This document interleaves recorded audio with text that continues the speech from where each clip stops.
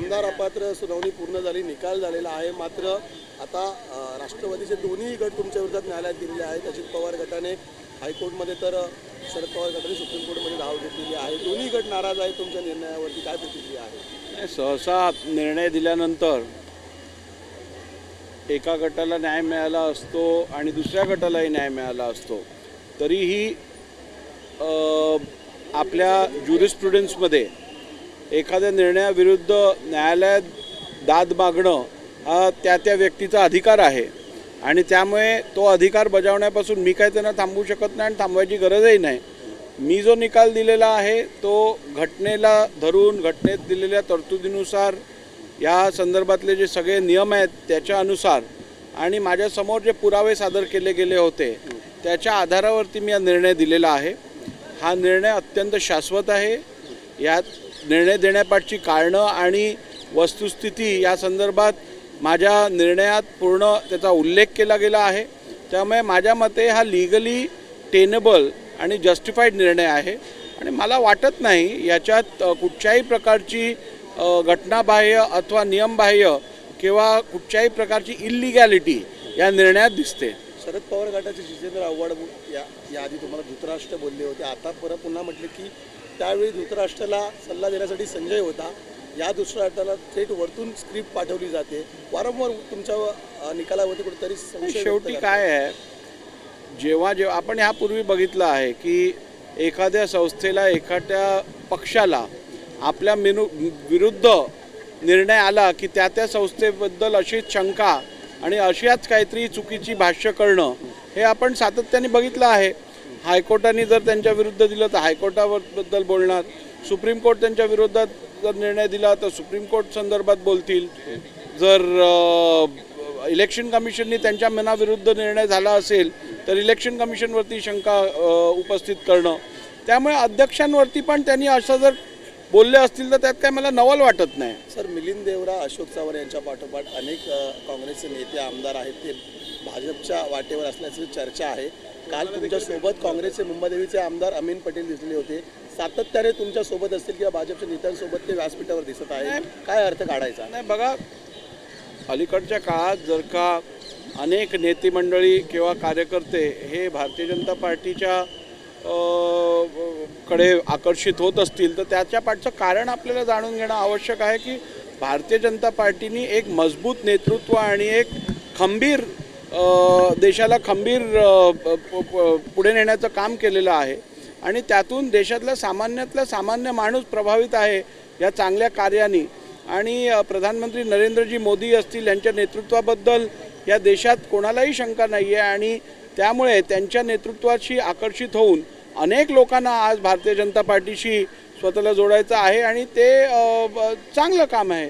परंतु अमीन पटेल हे कालच्या कार्यक्रमात माझ्यासोबत केवळ माझा आणि त्यांचा मतदारसंघ हा बाजूबाजूला आहे, तो जे फ्लायओव्हर जो आहे त्या फ्लायओव्हरच्या खालचं सौंदर्यीकरणाचं काम हे या दोन्ही मतदारसंघात येत होतं आणि त्यामुळे आम्ही एकत्रपणे येऊन हा ब्युटिफिकेशन करून घेत होतो। त्यामुळे या कार्यक्रमासाठी आम्ही एकत्र एका मंचावरती होतो।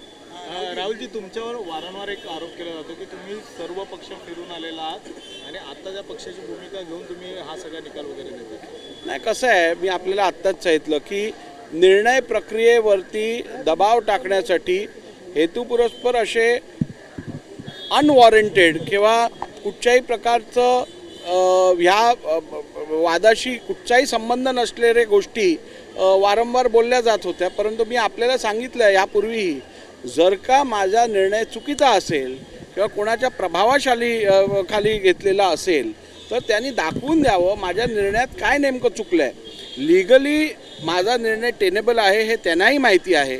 मी दिलेला निर्णय हा संपूर्णपणे सुप्रीम कोर्टच्या गाईडलाईन्सच्या आधारावरती दिलेला आहे आणि म्हणूनच केवळ बिनबुडाचे आरोप करणं आणि जजमेंटमध्ये काय चुकलेलं आहे हे न सांगणं हे त्यांच्यासाठी सर्वात सोयीस्कर आहे।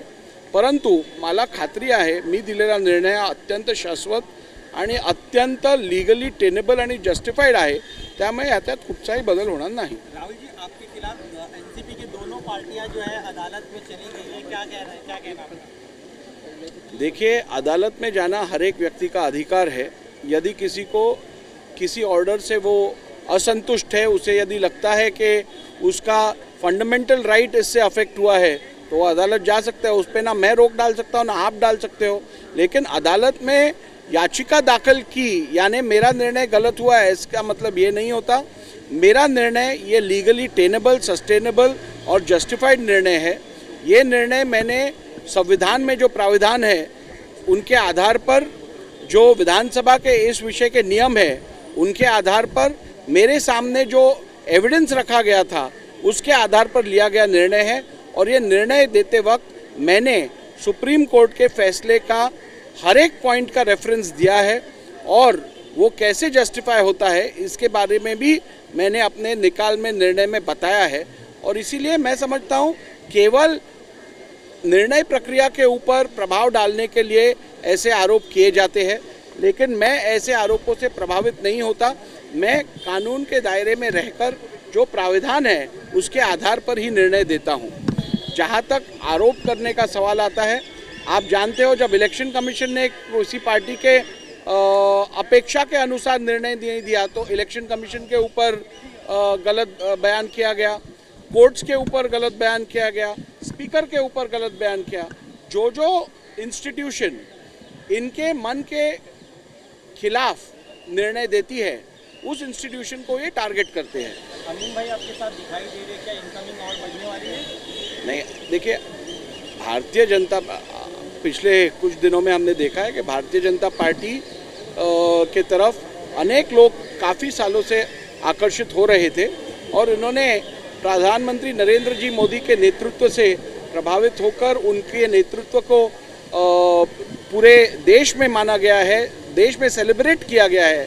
उसी तरह अनेक नेताओं को भी भारतीय जनता पार्टी से जुड़ना था और पिछले कई दिनों से वो जुड़ रहे हैं। लेकिन अमीन पटेल जी का इससे कोई पॉलिटिकल संबंध नहीं था। मेरे साथ वो एक मंच पे थे क्योंकि हमारे दोनों की कंस्टिट्यूंसी से जो जे फ्लाईओवर जाता है उसके नीचे के गार्डन स्पेस को ब्यूटिफाई करने का प्रोजेक्ट कल हमने उसका आरंभ किया और क्योंकि वो दोनों के विधानसभा क्षेत्र से जुड़ा हुआ था इसलिए वो मेरे साथ एक मंच पे थे। इसका कोई भी राजनीतिक संबंध नहीं है।